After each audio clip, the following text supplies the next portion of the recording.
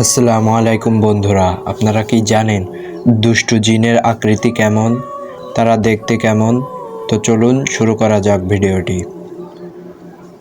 ঘুল এরা সাধারণত কবরস্থান বা জনমানবহীন জায়গায় থাকে। এরা রূপ পরিবর্তন করতে পারে এবং মানুষকে রাস্তা ভুলিয়ে বিপদে ফেলে। ইফরিত এরা অত্যন্ত শক্তিশালী এবং রাগী প্রকৃতির হয়। মাটির নিচে জগতের সাথে এদের সম্পর্ক থাকে এবং এদের বেশ করা খুব কঠিন। মরিচ এদের সবচেয়ে অহংকারী জিন মনে করা হয়। এরা সাধারণত নদী বা সমুদ্রের মতো বিশাল জলাশয়ের আশেপাশে থাকে। শয়তান এরা অবিশ্বাসী জিন যারা মানুষকে কুমন্ত্রণা দেয় এবং খারাপ কাজের দিকে প্রলুব্ধ করে। 5.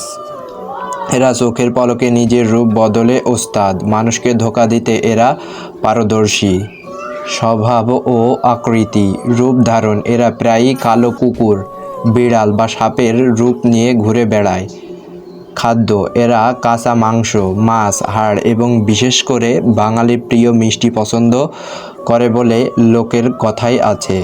উপদ্রব অপরিচ্ছন্ন স্থানে বা প্রার্থনাবিহীন ঘরে এরা বেশি উপদ্রব করে, যেমন খাদিমুল হাম্মান টয়লেটে থাকে আর জিন্নুল আতফাল শিশুদের ভয় দেখায়।